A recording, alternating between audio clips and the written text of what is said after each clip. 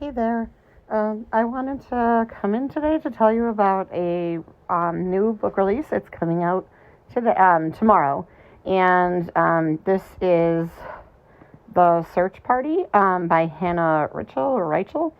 Um, so this book kind of ended up surprising me. So I'm going to go through the summary and what I actually really, really liked about this book. And again, it's coming out tomorrow, so I would highly recommend checking it out.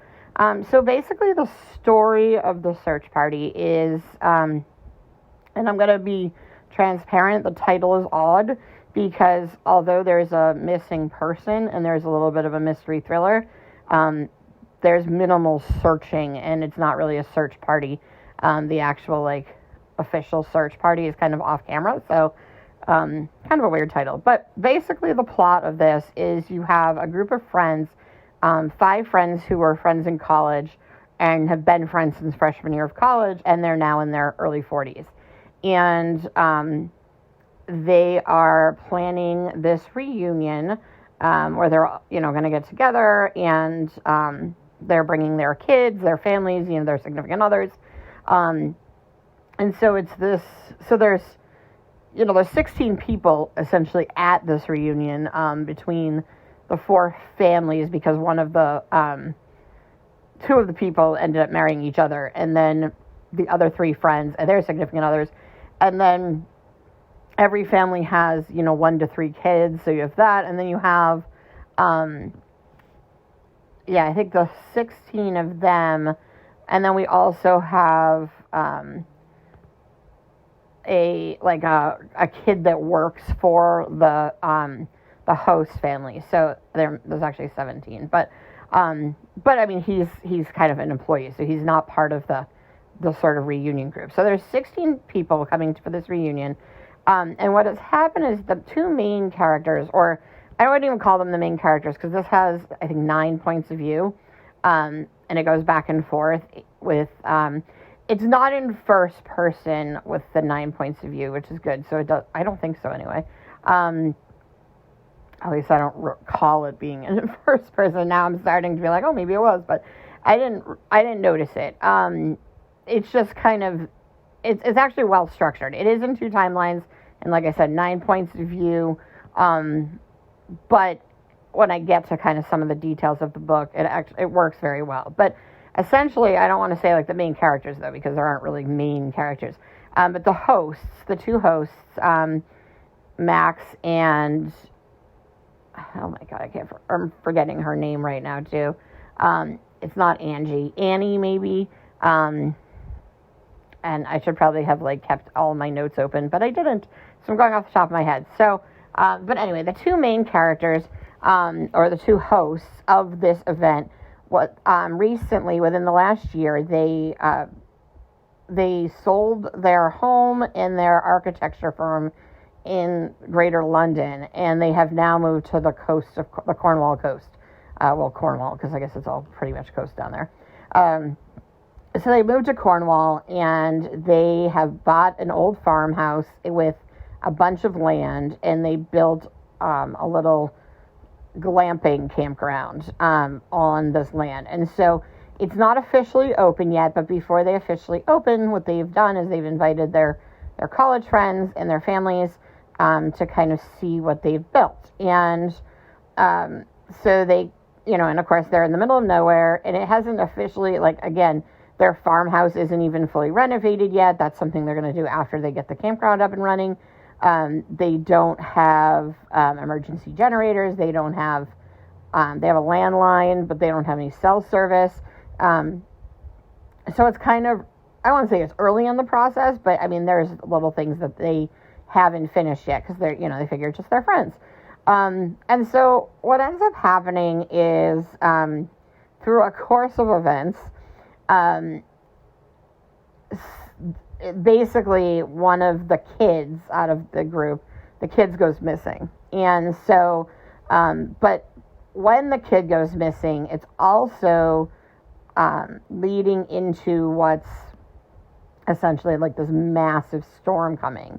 And so then, then the landline goes down and the power goes down in the farmhouse. And I mean, they don't have farm, they're camping anyway, so they don't necessarily have a ton of power, but they have like nothing. And so it's just in this very windy, rainy storm on the coast of Cornwall. There's a kid missing.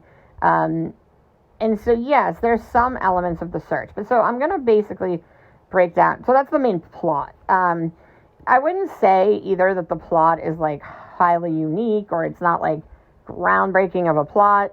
In terms of a mystery, like I figured it out pretty early. I had all the twists like mapped out. I kind of was like, okay, I know exactly all these different things that are going to happen. But I do read a lot of this series. But what's kind of good, and like I want to start with that because like I know sometimes like whether you can guess it is whether you consider it good or not. But like even knowing pretty much and being right, you know, what I thought was happening all along, that didn't affect my enjoyment of this book. So basically what's happening right now is the book is being told. So this was a bank weekend in the UK, and they all get there Friday afternoon, and Friday evening-ish, and then they're basically staying until Monday. And so the book starts on Sunday morning. And at this point, all we know is someone is in the hospital and all of the different characters are being interviewed one at a time by these police officers. So some of the characters are still at the farmhouse and some are at the hospital. So it's not 100% clear like why some are at the hospital, why some are at the farmhouse, like who's in the hospital, who's actually in the hospital and isn't able to talk, for what reason. So some of that's not clear to start with. And so basically it opens with them investigating, and they start by talking to one of the characters, and then the character's like, yeah, this is basically the overarching, this is what happened. And then we move into one of the characters starting with Friday afternoon. And then we go back and forth. So we get like basically a summary of a course of events leading to a certain point on Friday afternoon into Friday evening. Then we go back to Sunday morning. And then we have someone who's kind of talking about what happened. And then they pick up with telling in the past. So it's kind of like moving back into the past, but it's very well done because it moves the timeline, but you know that basically this person is telling what has happened, but the way it's done and the way it's written is it reads like, you know, like if you're watching a movie and the person starts talking and then it fades into like the memory scene, it kind of does that, but it does it so well that like you realize you're reading Sunday morning, but then it just starts to go back in the past, and you just kind of it flows pretty effectively. And so the story's chronological in that way, but you know, then it's kind of cutting back to this frame of what's going on Sunday. And then so the investigation part takes place basically Sunday morning into Monday afternoon. And the actual like events of the weekend that are the main points of the story happen from Friday afternoon till about Sunday morning, Sunday afternoon before the police show up. So that's basically the story. But what's really interesting about this story is that the characters, you have a series of characters. So you have the couple who owns the glamping site. And like I said, they used to be architects, and they have an adopted son who's 12. And they haven't really told their friends much about his past because they didn't really, you know, basically they were told they had gone through IVF and everything and they weren't able to conceive, and they wanted to adopt because they wanted to be parents. And I gotta be honest, like parenting stories are usually not my thing. But the mystery piece and the thriller piece was fast paced enough and enjoyable enough, and the characters were enjoyable enough that, and I also thought the parenting stuff was pretty well done and authentic. So even though that's not normally a plot that I would care about, I actually enjoyed.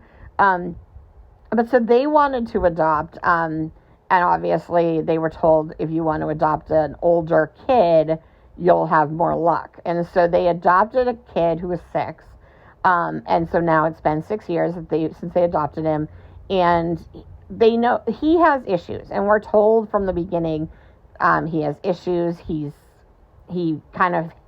doesn't handle things very well. He has some behavioral problems. He's being homeschooled now because he was getting bullied in his school in London, and then he lashed out at his teacher and physically attacked her. And so one of the things I've noted recently, and I'm going to talk about this, I know I talked about this in my last recap for January, and I'll probably talk about it in my either second or, if I have more than two recaps in the next recap. But one of the things I've been really frustrated with for months now, honestly forever, but I've been reading a lot of books in the last year, and for some reason, and I think it's predominantly in mystery thriller, but horror does it too, people like to use trauma as a plot point, and oftentimes it's very exploitative, and it's very, if I'm going to be honest, it's ignorant. There's a lot of things that they're like, wouldn't this be a cool plot twist, or wouldn't this be an interesting plot point, but it's very, insulting to people who actually have trauma in their backgrounds, because it's used as either the characters forget conveniently that they have trauma because it's only used when it's useful to the plot, and then when it's inconvenient to the plot, they suddenly no longer have trauma or PTSD, or it's used to make them kind of a monster character or a villain, and it's just really, like I said, it's exploitative.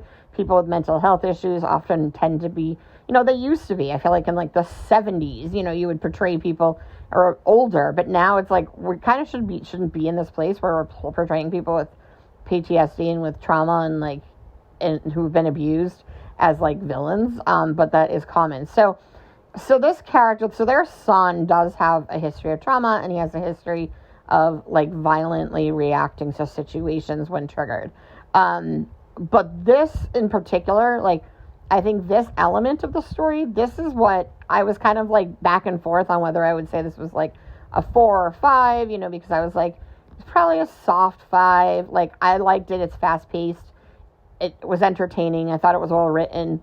But then the way this character was handled was so well done and so realistic that I have to say that this was this definitely elevated the book for me. So I really admired how the writer handled this topic. And then basically, so we have that family. So they're one of the main families. Then we have another family. So like I said, that couple is actually part of the group of friends. And then also in the group of friends, we had this guy who's kind of now, he works with youth, troubled youth. But he's kind of, even though he's in his 40s, he's still sort of hanging on to his youth. He smokes a lot of weed, he's drinking a lot, he's just kind of a slacker. He doesn't have a ton of ambition. He always has ideas of things he's going to do with his career, and he doesn't really do a whole lot with it. And his wife is sort of a wellness yoga kind of sort of a hippie, you're kind of new age type of person. And they have 3 kids, who are, and I could be wrong on the age, but I want to say they're 12, 10, and 8, or 12, 14, 12, and 9, or somewhere around there. So, in that middle, because there's one teenager and there's one little kid, and then everyone else is kind of in that middle range. So we have the 12-year-old with the first family, and then we also have these kids. And then the next family is actually, and then we have a baby, because this is the girl who is one of the friend group. And now she's recently started dating this guy, and she has a baby. And so this is the first time he's meeting the friend group, and she's only recently had the baby. And and we're kind of hinted at that apparently when she turned 40 about a year ago, she had a bit of a breakdown at her birthday party. So no one really wants to talk about it, but this is the first time they've gotten together since, and things were left sort of awkward with everybody. So that's kind of part of the story too. And then the last group of friends is this guy. He was the last of the friend group, and he's now famous. He's basically like a Simon Cowell character. He's a judge on a reality show that's really popular, and he's known for kind of being a jerk. And, you know, he claims it's like his persona, but honestly, it's like his personality. Like, out of all the people whose narrative, like, every time it was his, I was like, oh, this man is unbearable. It's realistic, though. Like, it's not unbearable, like, oh, this character's unlikable and I don't want to read him. Yeah, I was irritated reading him, but I wouldn't say he was, like, an unrealistic character. I definitely felt like he was, but I didn't like him. Everybody else, like, I feel like even when they were, like, had flaws, I found them likable, or at least empathetic. I could be empathetic towards them. This character, I, like, never could get over, like, I just thought he was so obnoxious. But, you know, I think he's realistic. And so then his kids are, he has three kids, 2 kids from a previous marriage, his first marriage. And that's the teenager. So he has a 16 and a 14-year-old. And so, of course, being like the 16-year-old, she feels sort of like, this is a bunch of kids. Like, she doesn't have anyone her age to talk to. So it's kind of good because the guy who works for them is like 20 or about. They don't really say, but I mean, he's a little older than her, but not much older. So that, like, is good when she gets there. She has somebody kind of in her age group. And then he has a 6-year-old who is 6, you know, meanwhile, like, the rest of the kids are a little bit older, but she wants to be part of, like, the kid group, and so they're kind of like, you know, as long as we don't have to babysit her too much, but she is the daughter of his new wife, and so we get his new wife, who was the new person to the friend group, and so she was introduced at the birthday party that happened a year ago.